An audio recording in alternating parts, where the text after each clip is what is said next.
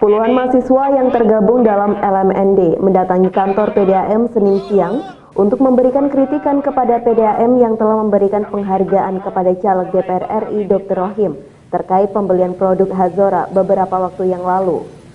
Pemberian penghargaan tersebut dinilai tidak etis dan dinilai mencederai iklim demokrasi di Jember karena pemberian diberikan menjelang pemilu bergulir. Untuk itu, mahasiswa menginginkan Bawaslu bersikap tegas atas pelanggaran pemilu tersebut, serta menyayangkan pihak Hazora yang mana sebagai perusahaan di bawah PDAM Jember yang dinilai tidak netral dalam masa pemilu ini. Tidak hanya berorasi, mahasiswa juga memberikan sertifikat kepada PDAM sebagai bentuk sindiran, sebagaimana yang dilakukan PDAM kepada salah satu caleg tersebut. Tidak rasional, soalnya penghargaannya diberikan saat menjelang H-2 minggu sebelum pemilihan calon legislatif dan calon presiden. Ini sudah jelas mematikan etika politik. Selain itu, tahun-tahun sebelumnya belum pernah namanya PDAM memberikan reward kepada konsumen yang tingkat pembeliannya tinggi.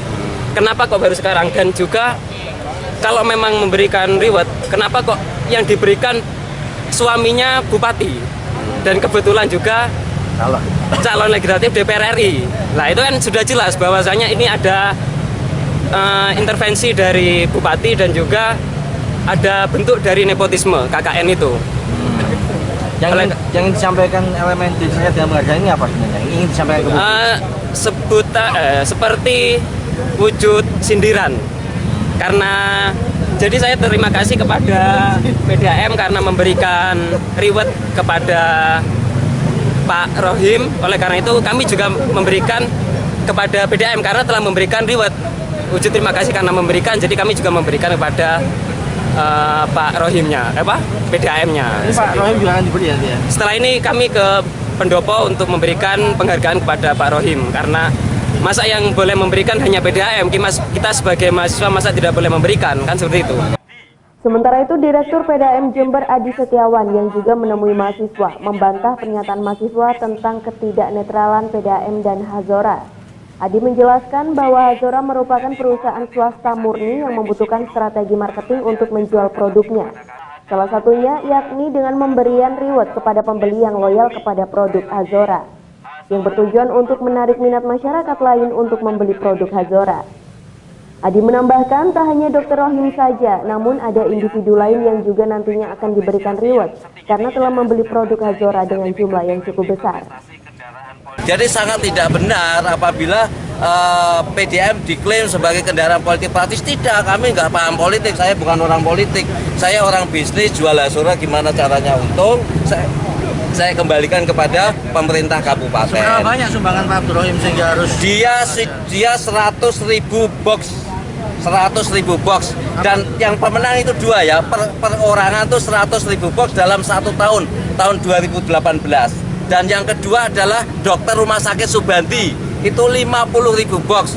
Kenapa dokter Subandi tidak juga di demo aja biar sama-sama begitu ya. Jadi tidak ada kaitan politik, ini semua pure bisnis. Selain Pak Dr. Rohim sendiri ya, apakah mungkin ada tokoh lain? Masa cuma hanya Dr. Rohim sendiri? Banyak, tetapi jumlahnya tidak sampai 100.000. Siapa aja Pak dengan tokoh lain itu? Ya tokoh lain, misalkan yang membeli itu agen-agen itu yang di toko-toko. Saya kan tidak apa, jumlahnya banyak. Misalkan yang dari pemerintah-pemerintah, dari camat, dari itu semuanya juga membeli Hazora, tapi kan jumlahnya tidak sebanyak beliau. Usai berorasi di depan PDAM, LMND lalu bergeser di Pendopo Jember untuk memberikan penghargaan berupa piala galon kepada Dr. Rohim.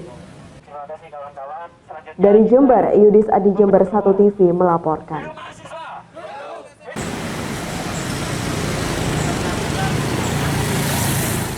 Setelah pelaksanaan Pilpres maupun Pileg nanti, biasanya tidak sedikit caleg dan tim sukses yang depresi ataupun stres karena gagal menjadi anggota DPR dan gagal mengantarkan pilihannya duduk di kursi parlemen dan kursi presiden. Untuk mengatasinya, Rumah Sakit Dr. Subandi Jember telah menyiapkan 8 tempat tidur di kamar kelas 3. Sementara itu, mereka juga menyiapkan beberapa tempat tidur di kelas 2, 1, dan VIP. Menurut Dr. Evi Justina, psikiater Rumah Sakit Dr. Subandi Jember, pasca pemilu memang biasanya tidak sedikit caleg dan tim sukses yang depresi hingga harus mendapat perawatan intensif di Rumah Sakit Daerah Dr. Subandi tersebut. Kalau calegnya, pengalaman saya sejak tahun 2002 ya, waktu itu pernah juga, itu kebanyakan yang stres itu bukan calegnya, tetapi tim suksesnya. Karena tim suksesnya kan mungkin membuat target yang terlalu tinggi. Kalau calegnya sih kebanyakan mereka sudah punya cadangan pekerjaan, atau mereka juga sudah mempersiapkan diri sehingga tidak terlalu berharap, itu sudah biasa. Tapi kalau misalnya ada, kita siap untuk rawat jalan atau rawat inap, itu sudah biasa dilakukan di sini. Sementara itu, Evi mengaku tidak menggunakan sistem kerangkeng atau isolasi pada pasien yang stres akibat gagal maju pemilu. Evi menghimbau kepada caleg dan tim sukses yang gagal untuk segera berkonsultasi pada dokter jika mulai merasa kehilangan nilai kenyataan. Dari Jember, DKAJ Jember 1 TV melaporkan.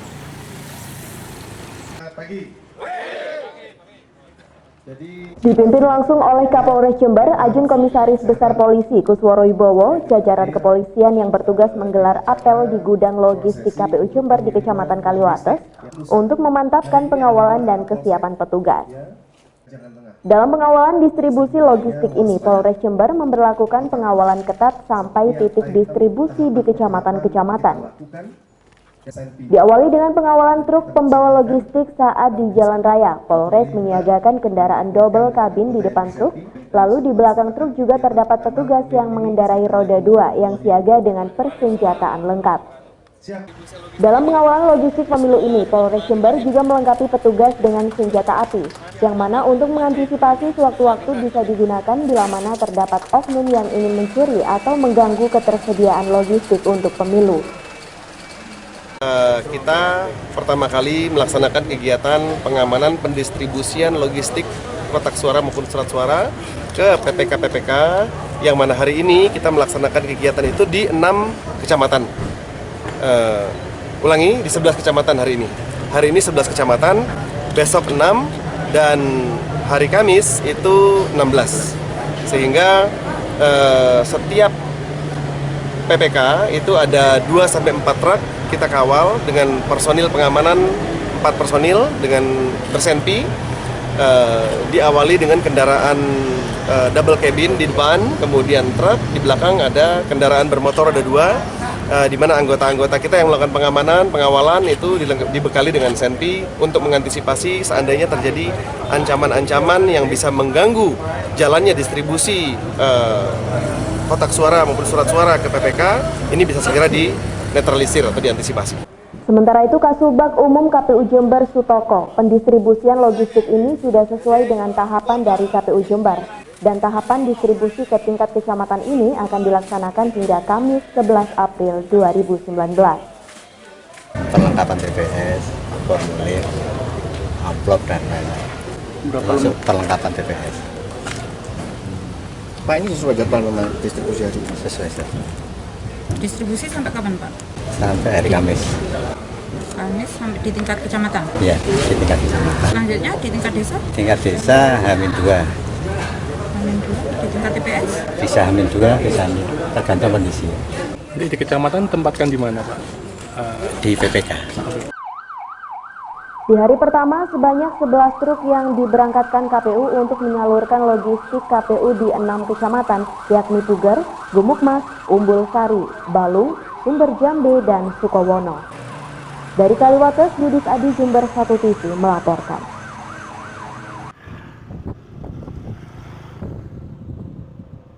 Sejumlah pohon pisang ini sengaja ditanam di tengah jalan oleh warga sekitar sebagai penanda agar pengendara tidak terjerembab oleh lubang jalan raya provinsi yang menghubungkan 2 kecamatan yaitu Kencong dan Kecamatan Tanggo di kilometer 15, tepatnya di kawasan Kecamatan Jombang, Desa Pondok Jeruk. Dari informasi beberapa warga di lokasi kejadian maupun di sosial media, hingga kini sudah ada 2 warga terjatuh di area tersebut. Bahkan salah satunya ada yang patah tulang akibat jalan rusak ini. Warga berharap pemerintah segera memperbaiki jalan rusak yang kini seolah semakin menjamur di Kabupaten Jember. Udah labu? Udah labu. Berapa kali, Bu? 2 kali. 2 kali. Elau udah aja beri itu. Pas nikah gila. Pedu kasak. Berarti warga tanaman kan gedeng nih Bu. Dari Tanggul, Bambang Sugiarto, Jember 1 TV melaporkan.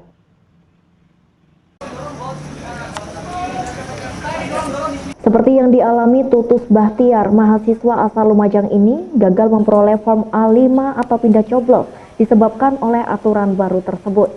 Saya didorong bos, gimana bos? Saya didorong Pak, saya didorong. Saya mau ngurus A5 bos. Ayo bos, minta tolong aku Pak. Jangan kayak gitu bos. Sempat terjadi aksi saling dorong antara Tutus dan petugas KPU karena kesalahpahaman dan kurangnya penjelasan dari petugas. Namun permasalahan bisa diselesaikan dan Tutus menerima meski gagal mendapat form A5. Nggak harus ada surat keterangan bermaterai katanya. Terus? Nah, saya nggak masalah apakah harus ada keterangan bermaterai. Saya tanya kayak gitu tapi nggak dijawab. Malah saya disuruh untuk didorong-dorong untuk pulang. Katanya mau debat. Saya nggak debat, saya hanya bertanya, hanya ingin klarifikasi ya. Kayak gitu aja sebenarnya permasalahan. Ini Mas ngurus formulir A5 ya? Iya, ngurus formulir A5. Dari mana Mas? Dari mana ini Mas? Saya dari Lumajang. Mau nyoblos di sini? Ya, mau nyoblos di sini. Soalnya kan kita sebagai warga negara kan kita dituntut untuk bagaimana menggunakan hak suara, kan kita dilarang golput kayak gitu. Terus? Nah, saya di sini untuk berupaya untuk melaksanakan anjuran itu kayak gitu. Terus tadi ngurusnya gimana Mas? Ada kesulitan? Enggak, kalau ngurus masuk biasa, terus saya kasihkan, ternyata ya kayak gitulah kondisi di dalam. Terus Udah gimana dapat? nih solusinya?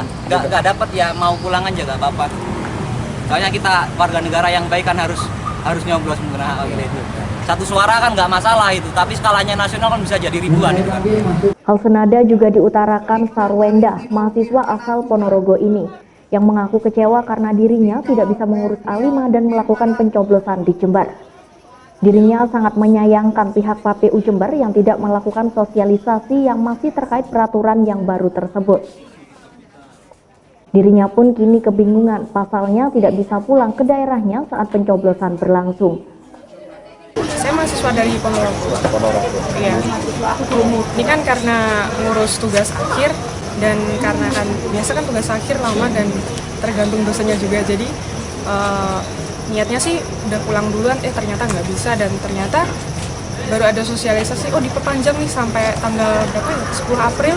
Tapi ternyata untuk mahasiswa itu terakhir tanggal 9 April dan kan nggak ada sosialisasi dari pihak KPU. Artinya nggak bisa Nyoblos di sini ya? Iya. Artinya nggak bisa ngurus A5 ya? Iya, ternyata nggak bisa. Dan ini ternyata setelah dicek web dari KPU di Jember ternyata suspend nggak bisa.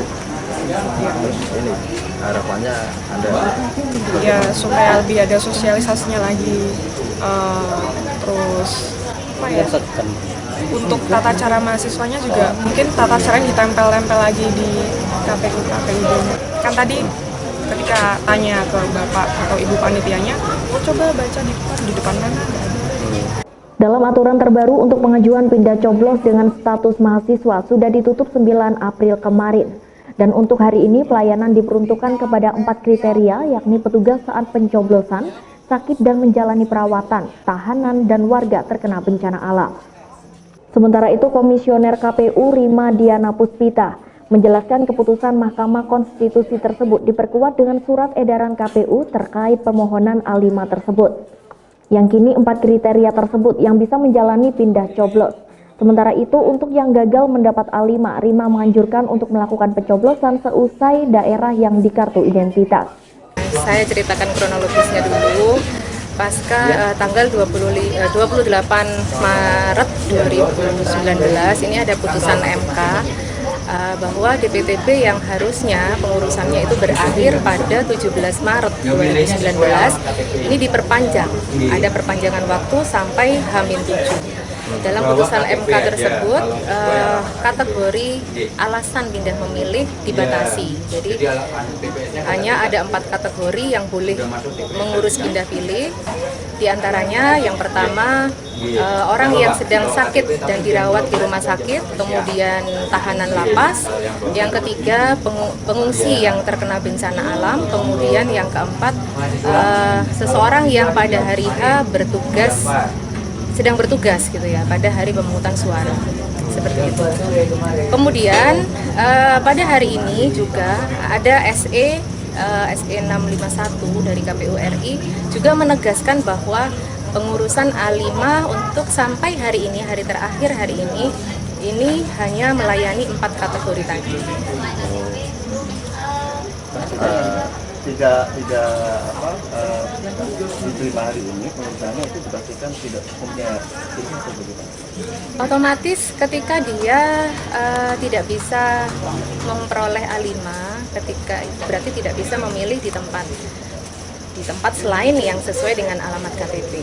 Tetapi ketika dia masuk DPT masih bisa memilih di tempat asalnya. Kemudian ketika tidak masuk dalam DPT juga masih bisa memilih sebagai daftar pemilih khusus, juga bisa memilih di daerah asal yang sesuai dengan alamat KTP. Dari kantor KPU Jember, Yudisa di Jember 1 TV melaporkan.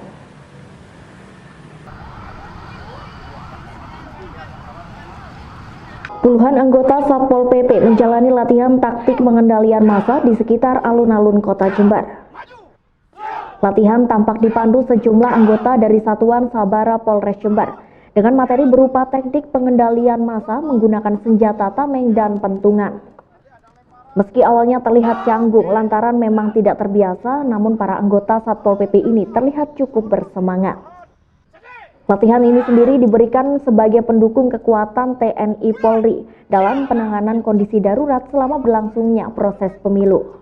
Kita latih mereka agar supaya apabila terjadi sesuatu, mereka sudah siap untuk menghadapi segala kemungkinan, baik jasmani maupun rohani. Nah, untuk itu Satuan Polisi Pamong Praja Kabupaten Jember terus kita latih kemampuannya untuk menghadapi kejadian. Instruktur kebetulan dari Polres Jember, kita bekerja sama dengan Polres Jember untuk membina teman-teman kita di Satpol PP. Selain di alun-alun kota, latihan serupa juga diberikan kepada para anggota Satpol PP yang bertugas di masing-masing 31 kecamatan di Jember dengan total jumlah personil mencapai 350 orang. Dari alun-alun Jember, Yudisa di Jember 1 TV melaporkan.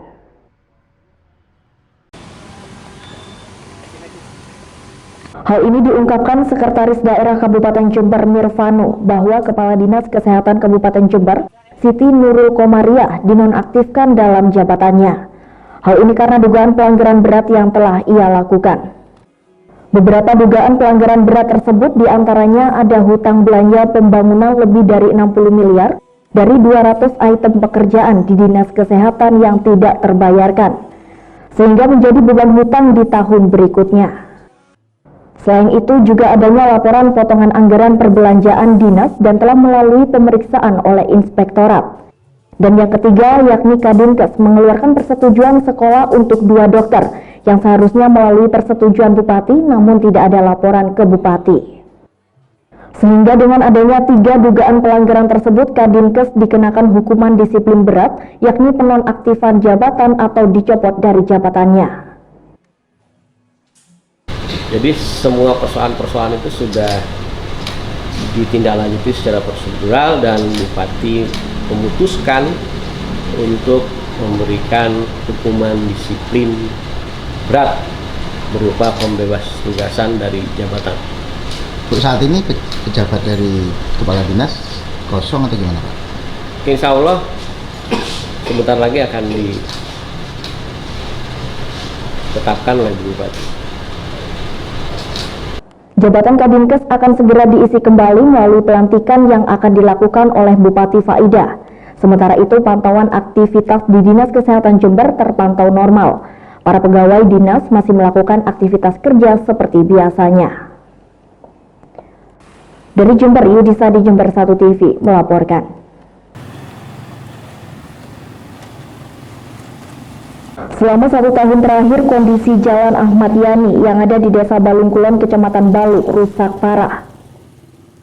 Setiap hari, para pengendara terpaksa harus menghindari banyaknya lubang di jalan tingkat kabupaten yang seharusnya menjadi perhatian Pemda tersebut. Apalagi di musim penghujan seperti saat ini, genangan air menghiasi lubang-lubang badan jalan sehingga nampak kumuh. Warga berharap pemerintah Kabupaten Jember segera merealisasikan perbaikan jalan sehingga tidak membahayakan pengendara. Karena menurut Kepala Desa Balungkulon, Samsul Hadi, kerusakan jalan tersebut statusnya merupakan tanggung jawab pemerintah Kabupaten Jember karena jalan tersebut adalah jalan tingkat kabupaten. Itu warga beberapa adalah Jalan PP Sudirman, itu adalah jalan kabupaten. Sementara pihak desa, karena itu adalah hak kabupaten, pihak desa sebenarnya punya keinginan untuk memperbaiki jalan tersebut, tapi karena itu adalah wilayah kabupaten sehingga desa tidak berani melangkah lebih jauh. Dari Balung, Bambang Sugiarto, Jember 1 TV melaporkan. Proses hukum kasus pungutan liar di Dispenduk Capil Jember terus bergulir. Sidang di Pengadilan Tipikor Surabaya saat ini tengah memeriksa 13 orang saksi dari Dispenduk itu sendiri. 13 orang tersebut diantaranya pegawai Dispenduk Capil, mulai dari pejabat struktural hingga staf PNS maupun honorer. 11 orang calo sekaligus relawan yang dihadirkan dalam agenda sidang sebelumnya mengaku menyetorkan sejumlah uang kepada terdakwa Abdul Qadar untuk pengurusan dokumen kependudukan.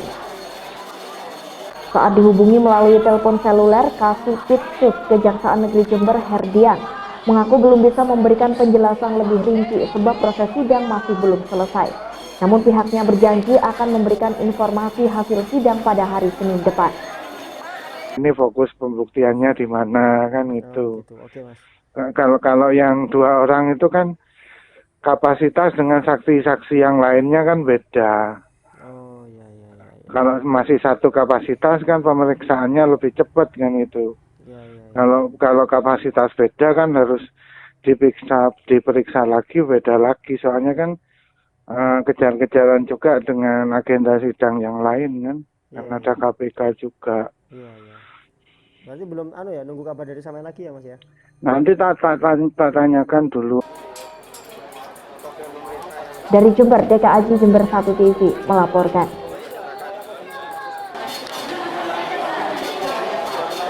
Sidang kasus pungli di Dispenduk Kabupaten Jember di Pengadilan Tipikor Surabaya sejatinya akan memeriksa 15 saksi, namun ada 2 saksi yang tidak hadir, yakni Winardi dan Yogi, dengan alasan sedang berada di luar kota.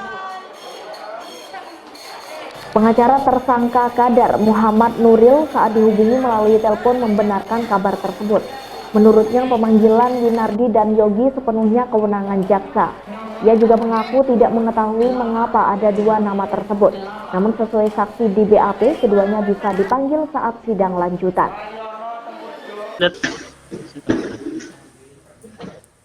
Yang untuk menghadirkan Winardi itu permintaannya siapa, Mas? Itu kan saksi dari BAP. Oh, saksi di dari BAP BAP. itu ada, ya di BAP itu ada saksi yang namanya Winardi sama Yogi. Tentunya kemudian kewajiban jaksa untuk menghadirkan. Oh, berarti permintaan hakim ya memang ya? Permintaan jaksa. Oh, permintaan jaksa. Terus kapan berarti Mas sidang lagi Mas untuk pemanggilan Winardi sama ini kan belum, yang sidang sekarang kan belum sidang ini. Oh gitu, oke. Dan nunggu entar lagi kalau sudah selesai sidang, tunda kapan? Ini kan belum sidang ini kan. Tapi tetap lanjut ya walaupun Winardi nggak datang sama si. Ya, ini yang datang ada 13 orang dari Dispenduk itu. Oke. Dan belum sidang, entar lagi. Habis Jumatan tadi. Dari Jember, DKAJ Jember 1 TV melaporkan.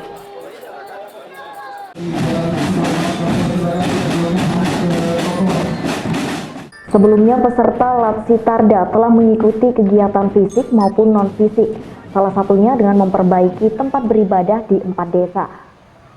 Selain kegiatan fisik, para taruna-taruni, praja dan mahasiswa yang mengikuti Latsitarda ke-39 ini juga melakukan kegiatan non-fisik, seperti bimbingan wawasan kebangsaan cinta tanah air kepada masyarakat sekitar Jember. Penutupan acara Latsitarda ke-39 di Kabupaten Jember. Setelah 2 minggu mereka berkarya di Jember di tengah masyarakat, hadir di tengah masyarakat. Dan penutupan hari ini meriah karena juga ada kegiatan show mereka kirap drum band mereka dan menjadi tontonan anak-anak sekolah dan siswa-siswa TK PAUD, jadi inspirasi buat masyarakat Jember karena sejatinya begitu banyak yang ingin menjadi TNI, Polri dan juga masuk ke IPDN. Dan sinergisitas ini menjadi contoh yang baik karena juga ada mahasiswa dari perguruan tinggi, karena ke depan tidak ada sukses yang bisa diraih sendiri. Ini melatih sinergisitas mereka karena mereka kelak akan menjadi pemimpin di tengah-tengah masyarakat. Sementara itu, menurut Komandan Kodim 0824 Jember, Letkol Infantri Arif Munawar, dampak positif dari latihan integrasi Taruna Wreda ini sangat dirasakan oleh masyarakat. Banyak kegiatan dari para taruna-taruni ini yang membantu langsung masyarakat, dan sebagai tugasnya nanti taruna dan taruni ini juga kembali kepada rakyat. Untuk itu, kesiapan dan berbaur dengan masyarakat sangat penting untuk tugas mereka ke depannya. Adik-adik taruna, taruni, praja, dan juga mahasiswa itu melaksanakan kegiatan baik fisik maupun non fisik. Kegiatan fisiknya mereka melaksanakan rehab masjid, musola, kemudian plastisasi rumah, termasuk pengecatan rumah-rumah ibadah. Itu di 4 desa ataupun 4 SSK atau 4 kompi latihan. Habis itu mereka bergabung dengan masyarakat, bergabung dengan Babinsa, Babin Kamtipmas, kepala desa, camat, dan pamong yang ada di ini, yang ada di masing-masing tempat. Dia melaksanakan pembangunan secara gotong royong, membangun ketahanan sosial melalui gotong royong, melalui kerja bareng, kerja bakti.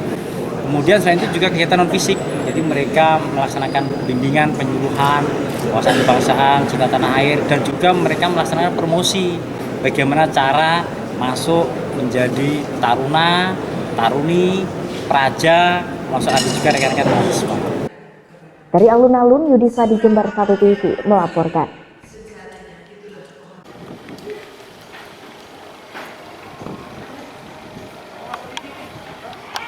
Kedai mie mertua di Jalan Sunan Giri nomor 19, lingkungan Talangsari, Kelurahan Jember Kidul, Kecamatan Kaliwates ini sengaja diberi nama yang unik oleh pemiliknya. Sebagian ungkapan terima kasih sang pemilik kedai kepada orang tua istrinya karena telah diajari cara membuat bahan khusus membuat mie ayam. Rasa yang berbeda mie ayam olahannya itu juga ditunjukkan dan disuguhkan dengan berbagai macam level rasa pedas. Tetapi karena sang pemilik adalah juga seorang musisi di Jember, levelnya pun beraneka macam dengan diberi nama-nama genre musik. Yakni dari level klasik rock atau rasa pedas biasa, jazz rock, alternatif rock, hard rock, sampai level 5 paling pedas rock and roll dengan campuran mie ayam plus olahan 30 biji cabai keriting. Mie mertua ini merupakan kombinasi mie ayam dengan topping tofu goreng, bawang goreng, potongan kecil-kecil daun seledri, serta potongan kecil ayam khas olahan mie ayam. Namun untuk bumbu khas kombinasi pedas yang diraciknya menjadi sebuah rahasia. Karena secara langsung yang ngajarin saya bikin mie itu adalah ibu mertua. Singkat ceritanya seperti itu. Sebenarnya sih sambil ngambil hatinya mertua ya. Dan alhamdulillah dulu ibu mertua nggak punya kedai, nggak punya warung mie, cuman bisa aja bikin mie. Alhamdulillah setelah diajarkan dengan saya akhirnya membuka. Alhamdulillah ini udah jalan mertua gitu ya. Kemudian ciri khas apa yang ada di mie mertua sendiri? Ciri khas untuk mie mertua di antara mie yang lain.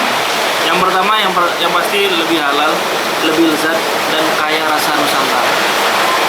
Salah satu pengunjung, Fahmi, mengatakan cukup sering membeli mie mertua karena rasa yang cocok untuknya dan harganya yang tergolong murah. Dalam satu porsinya, mie mertua ini dibanderol hanya Rp7.500 saja. Sering mas makan mie di sini?